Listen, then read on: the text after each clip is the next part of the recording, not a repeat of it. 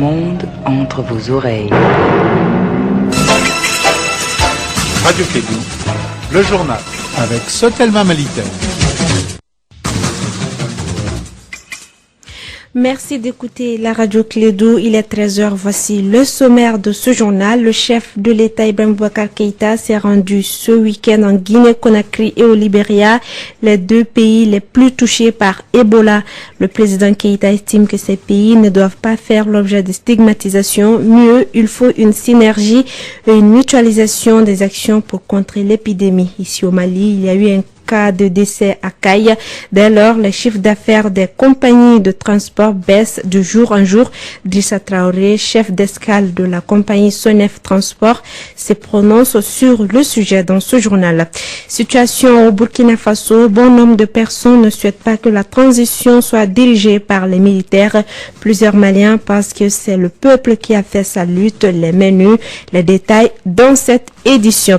Voilà pour le sommaire. Le développement complet avec Assetou Kanté et Fatou Fala, la technique.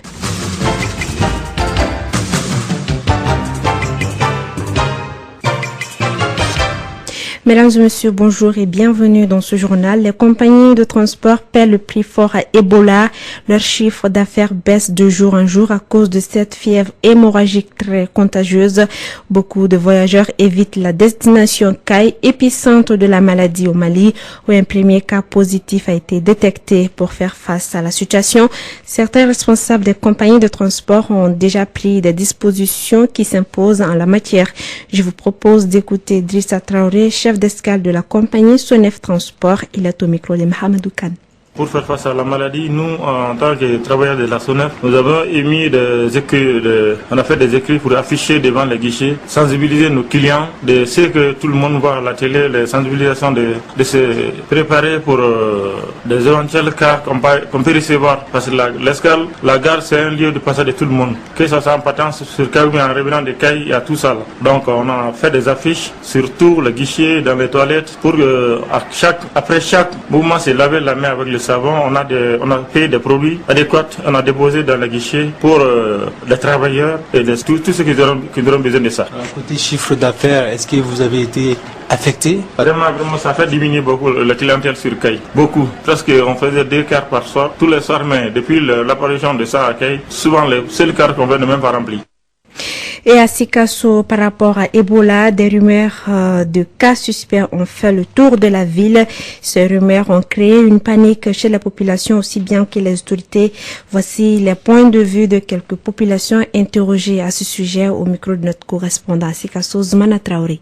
On a été informé dès que la rumeur a fait surface. Les autorités régionales nous ont informés par le biais du maire et de son premier adjoint qui représentait la mairie à cette réunion d'information. Donc il a été question du cas d'un enfant malade à Koutiala qui a fait beaucoup de frayeur de la part des populations. Donc le gouverneur nous a informés en temps réel sur cette rumeur qui était en train de prendre de l'ampleur dans notre région. En tout cas, moi, j'avais pris un peu peur pour les populations parce qu'une rumeur de ce genre, finalement, les gens ne cherchent pas à savoir la source. Chacun se jette sur l'information et la diffuse à son niveau. J'ai entendu qu'il y a eu des cas suspects à Zégoua et Koutiala. Bon, dans la ville ici, je n'ai pas entendu qu'il y a eu des cas au niveau des centres de référence. Vraiment, je suis inquiète, je suis en train de prendre des précautions et je suis en train aussi de sensibiliser mes voisins, la famille.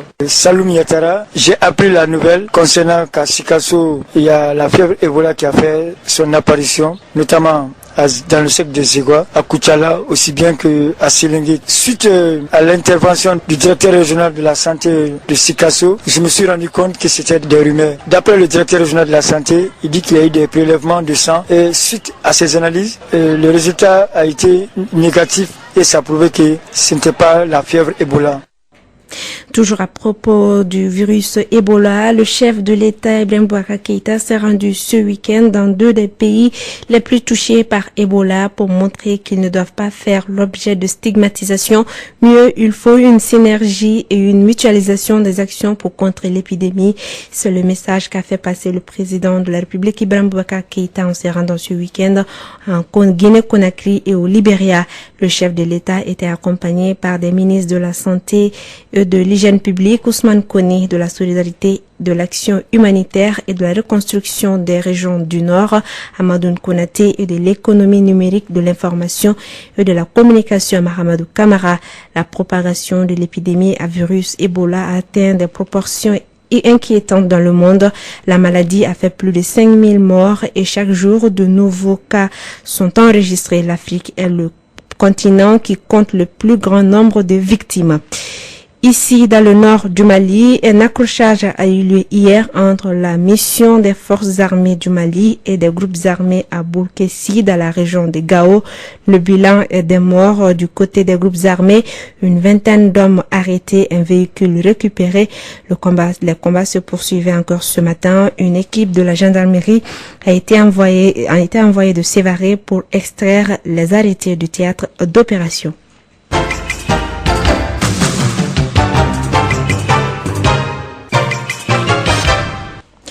Le départ de Blaise Compaoré a été salué à Bamako par l'Alliance des générations démocratiques du Mali, AGDM. Cette association souhaite une transition courte avec des civils au poste de responsabilité. Comme plusieurs Maliens aussi, ils ne veulent pas voir les militaires gérer la transition au Burkina Faso, car pour eux, c'est le peuple qui a fait sa lutte les menus. Kassim Traoré. C'est dans une déclaration que l'Alliance des générations démocratiques du Mali, AGDM, a salué la lutte héroïque du peuple burkinabé. Dramane Diarra, président de l'AGDM. On ne s'est pas limité à les encourager, on a aussi montré des solutions, des voies de sortie pour les inciter à faire en sorte que la transition soit civile, pour pas qu'on aille à une transition militaire. Les jeunes ne sont pas d'accord que les militaires deviennent les maîtres du jeu pendant la transition burkinabé. Ce ne sont pas les militaires qui ont fait ce coup d'État-là, c'est la population. C'est le peuple. Normalement, le président devrait sortir de la société civile. Parce que les militaires là, il ne faut pas leur faire confiance. Ousmane Fane Pompis. Quand l'armée intervient, ça veut dire que c'est un coup d'État. Alors que nous sommes en démocratie, le coup d'État n'est pas normal. Donc l'armée ne devrait pas s'impliquer dans cette situation. Il devrait laisser à la population de gérer ça. La présidente de la coordination des organisations féminines du Mali pense que les femmes du Burkina ne doivent pas être oubliées. Traoré Oumou Touré. Comment les femmes ont été à l'avant-garde. Elles étaient avant-gardistes. Le premier jour, c'était elles qui étaient sorties avec leurs outils pédagogiques. Personne n'a rien compris, mais les femmes ont toujours beaucoup d'astuces. Donc c'est ce qu'on a beaucoup apprécié. Et que quand il va y avoir partage de responsabilité, que cette fois-ci on ne dise pas que c'est une affaire ce n'est pas une affaire de femmes. En tout cas, les militaires burkinabés ont unanimement choisi Isaac Zida comme président de la transition. Qu'est-ce que cela va donner? Wait and see. Les autorités burkinabées ont minimisé le peuple. C'est ce qui est arrivé n'est pas prévisible. C'est qu'a laissé entendre notre confrère burkinabé Joachim Vokouman, rédacteur en chef du magazine économique de l'Afrique, Enjeux africains, de passage à Bamako. Il est au micro de Kassim Traoré. On pensait que le gouvernement et le président allaient reculer. Ils n'ont pas reculé. Ils sont allés jusqu'au bout. Mais je pense qu'ils ont sous-estimé l'ampleur de la contestation, l'ampleur des mécontents. Et ce qui s'est passé le jour du vote de la loi à l'Assemblée nationale, c'était quelque chose que personne ne pouvait prévoir. Même ceux qui l'ont organisé ont été dépassés par les événements. Et même ceux qui l'ont organisé ont été dépassés par les événements parce que on s'est rendu compte que c'est vrai qu'il y avait du monde qui a manifesté, mais les gens étaient venus, l'opposition et la société civile étaient venus pour empêcher le vote de la loi. L'objectif c'était ça. Les choses sont allées tellement vite et très facilement que finalement ils se sont retrouvés avec un pouvoir qui est par terre. Ils ne savent pas quoi faire. D'où le cafouillage auquel on a assisté. On verra quels sont les contours de cette transition, avec qui, comment et la durée. Mais je pense que ce qui s'est passé est un message aussi, au-delà du Burkina, c'est un message aussi pour d'autres pays. On disait, beaucoup de pays disaient, on regarde le Burkina. Le Burkina, c'est comme une sorte de test de laboratoire. Si la réforme passait, évidemment, ça pouvait donner des ailes à d'autres chefs d'État aussi qui ont cette intention. Je pense que c'est une très bonne nouvelle pour la démocratie en Afrique, l'enracinement démocratique, qui a des alternances. Voilà, c'était là le Burkinabé Joachim Vokuma, rédacteur en chef du magazine économique de l'Afrique, Enjeux africains, de passage à Bamako. Sur un tout autre sujet, l'ONG APRSU, en partenariat avec PNUD PAPEM, a lancé le vendredi dernier à Ségou son projet d'appui pour une participation accrue de la population aux opérations de RAVEC et aux enjeux des élections communales pour une durée de 18 mois et avec un financement de 17 millions de francs CFA. Ce nouveau projet va couvrir les cercles de la région de Ségou. Pour plus de précision, écoutons Khalifa Dambélé, directeur exécutif de l'APSRU, au micro de Douba Dambélé. L'objectif principal de ce projet est d'accompagner le processus électoral de façon générale et de l'appui pour que la population se mobilise de façon accrue pour la participation aux opérations du RAVEC qui sont en cours. Et les activités commenceront par des formations, des informations et des sensibilisations de la population, des messages pour que la population puisse se mobiliser massivement pour participer aux opérations du RAVEC. On organisera des conférences débats avec l'appui de l'administration locale au niveau des 7 cercles de la région de Ségou. Des conférences débats seront organisées sur les enjeux de la régionalisation et des élections communales pour qu'enfin la participation des femmes soit une réalité à ces 2 opérations électorales. La Convention nationale pour une Afrique solidaire, CNAS Faso RE, a procédé ce week-end à la remise de 30 poubelles aux associations féminines de Bamako. Le but principal est d'aider les femmes à assainir leur famille afin de lutter contre les maladies liées à l'insalubrité. La cérémonie de remise a eu lieu au siège du parti. Les précisions avec André Traoré. Ce don de poubelles de la Convention nationale pour une Afrique solidaire, CNAS Faso RE, aux associations féminines de Bamako se justifie par la nécessité de lutter contre les maladies liées à l'insalubrité. Madame Soumaré Massita Damele, présidente des femmes de la CNAS Faso RE. La santé commence par la propriété, la salubrité. Vous savez qu'un environnement insalubre est la source de plusieurs maladies qui perpétuent le cycle de la pauvreté, surtout des couches vulnérables, et reste un obstacle de taille au développement socio-économique. Ces poubelles permettront aux femmes bénéficiaires de rendre plus propre leur maison. Occasion pour Madame Soumaré Massita Damele de mettre l'accent sur le sens de leurs gestes. La dotation des ménages et des familles des poubelles est un acte important car elle contribue à alléger le travail des femmes que vous êtes, mais à protéger tous les habitants de vos quartiers. Le plus important n'est pas la dotation des poubelles, mais l'utilisation que vous allez en faire et la culture de la propriété que la CNAS Faso RE voudrait bien renaître en chacun de nous. Après avoir salué cette initiative à sa juste valeur, les bénéficiaires ont promis d'en faire bon usage. Un accident grave s'est produit hier sur le 3e pont de Missabougou. Une benne de 10 tonnes et un taxi sont à l'origine de ce drame. Les 2 voitures, tous venant de Missabougou pour Sotiba, se sont heurtées par un excès de vitesse. La benne de 10 tonnes a fini par projeter le taxi et son passager vers le fond d'un canal sous le 3e pont, Fatou Sissé pour plus de détails.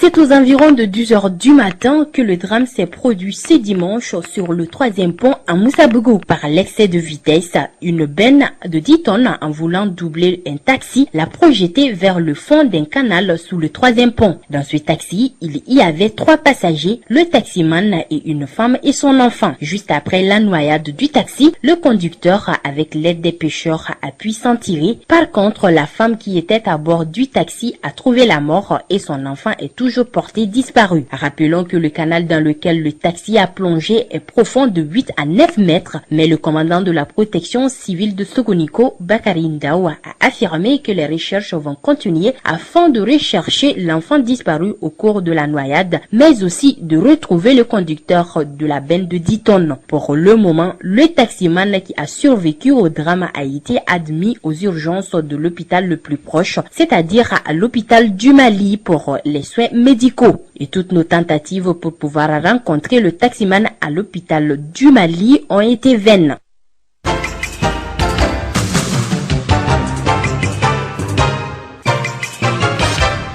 Page page sport de ce journal football, au plan national, on a joué ce week-end les matchs de la Coupe BDM de la Ligue du district de Bamako.